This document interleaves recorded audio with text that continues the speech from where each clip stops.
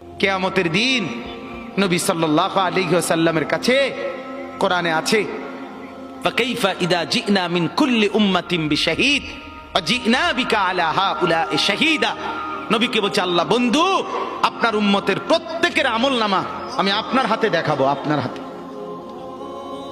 আপনার সামনে পেশ করব, আপনি দেখে কথা বলবেন। আমার কাছে সুপারিশ আপনি কইরেন, মানা নাই, কিন্তু আপনি দেখে করবেন।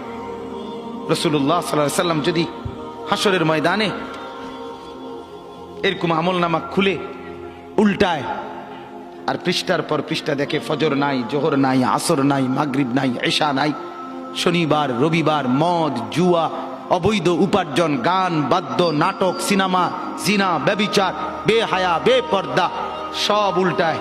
আল্লাহর নবী সাল্লাল্লাহু আলাইহি সাল্লাম তখন বলবে, উম্মত কি এটা? উম্মত আমার 23 বছরের এত চোখের পানির কথা একবারও মনে হয় নাই, কি আনছো এটা আমারে? উম্মত তুমি জানো না আমি যে তায়েফের পাথরের আঘাতে পুরা পিঠ চালনির মতো জাজরা বানায় ফেলছে আমার? শোনো নাই তুমি? আমারে যে উহুদের ময়দানে দান দান শহীদ করে রক্তাক্ত করছে, তুমি শোনো নাই?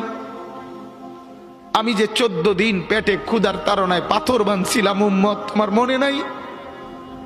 একবারও শোনো নাই আমার ক্ষুধার কষ্ট, আমার পিঠের ব্যথা, আমার দাঁতের ব্যথা, আমার কাঁধে 2টা কড়া ঢুকে গেছে? উম্মত আমার ঘরে 3 মাস আল্লাহর নবীর স্ত্রী আয়েশা বলছে, আল্লাহর কসম উম্মত, নবীর স্ত্রী বলছে 3 মাস 3টা চাঁদ উঠছে ডুবছে, রাআইনা হিলালান সুম্মা হিলালান সুম্মা হিলালান, 3 চাঁদ 3 মাসে নবীর 9 জন বিবির কারো ঘরে আম্মা জান আয়েশা বলে 1 ফোঁটা চুলায় আগুন জ্বলে নাই।